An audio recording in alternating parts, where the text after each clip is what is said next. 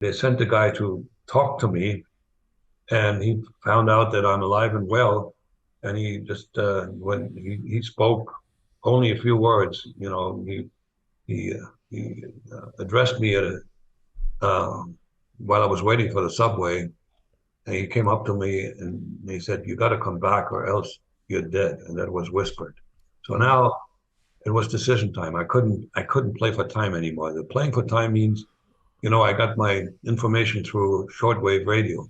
I could have been sick. I could have been in a hospital, or the radio wasn't working, or the reception was bad. But now they knew that I knew, and now it was decision time. I got the next radio transmission. I was I was called for a dead drop operation. You know what that is? Yeah. That's when you for the audience. That's when you have something that's not information that you want to hand over, like a passport, money, a key, or anything that is has physical. It's physical. That's an item. You put this into some kind of a container, drop it someplace, and then it's picked up by somebody who knows where it is. So they called me uh, for that drop operation. It was the site was the one that it was in a park someplace in New York. I found it. I described it.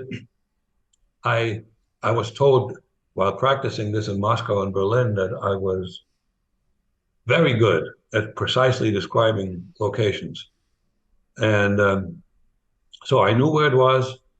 The time was always a very precise. For some reason, they decided to do that in the dark, but that didn't cause me a problem because that site was not too far from a lit street into a park. And it was in December, the park was empty. There were no people in there at night. So I went there. The reason I went is because I hadn't made up my mind yet, but the reason I went, they were going to give me a passport to travel and money. So I might as well pick up the money. Okay. Right. You Smart. know, Yeah. it's free money. Uh, Exactly. again, I was still undecided. I was really like, I didn't know what to do. This, that, this, that. So I go there at the appointed time, and this site was really easy to find. There was a path into the park that the the um, the starting point was a street sign. So I don't know what it was, no parking or something. And you just go straight into the park for about 300-400 feet, and there was a tree that had fallen, and there was an opening in the tree where the container was to be placed. The protocol for a dead drop operation is the person who puts stuff, who wants to hand something over, after he puts the container into the particular site, he sets a signal and says, "Go and pick up the container." If the signal isn't there, you go home. Okay. The signal was there, so I confidently went into the park and looked for the container. The Russians always used crushed oil cans. In hindsight, not a good idea because if there's a park ranger who sees garbage, he would throw it away. Right. Yeah. But anyway, so I'm going there, and I had a flashlight with me, and I can't find the oil can. So I said, when? And so now I'm thinking maybe it was misplaced, and or when they dropped it, it fell. And so I wander around the perimeter of that tree for like about 10-15 minutes, and there's nothing there. Now the my partner indicated that he had put the can there, and it wasn't there. So I'm like, what? And this is the only time when such an operation failed. All the others went like clockwork. So here's what happened to me as I'm walking out of the park. And if you're a non-believer, you think that the brain is involved in independent thinking that you don't control. But if you're a believer, you know what's happening there. The Holy Spirit put that thought into me and says, I'm staying. It was totally spontaneous. It was not the result of a rational analysis of the situation. It was not the result of figuring out what's best for me or best for Chelsea. It was just, I'm staying. It was the And right screw thing to all the, do. Yeah. hmm? It was the right thing to do. You knew right away in that moment. It was clear as day.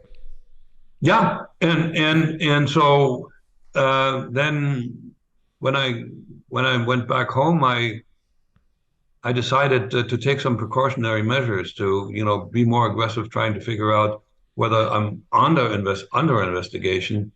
There's one way to do this. For instance, you write a letter to yourself from some fictitious address, and when you close the letter, you you leave a piece of the glue section, the gum section. You leave this un you don't moisten it, so that's about an inch that is not glued.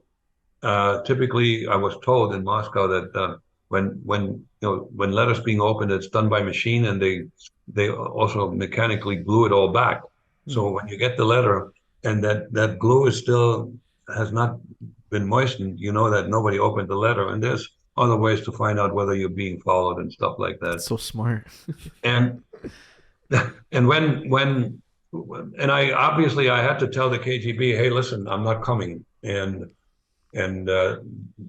I made it very convincing by telling them that I had contracted HIV/AIDS, and the only possible cure, which wasn't available at the time, was in the United States. Now, the last thing that they would have wanted somebody in their country is somebody with that infectious disease.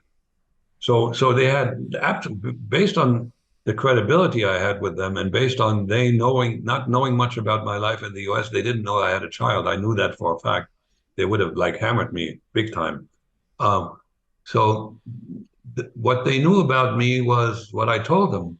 So, and for them, it made no sense for me to come up with that lie, because everything that was good for me was over there, and I had a family over there. So they believed it, and I didn't know that they believed it. I found out much later when I reconnected with my son. They believed it and went to my family and told them that I had passed away.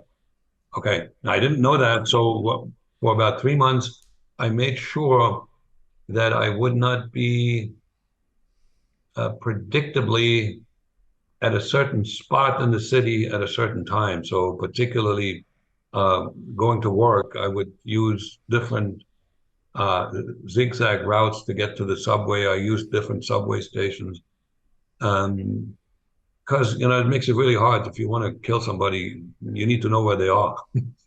Yeah. And after 3 months, I thought I was in the clear, and I was right about it.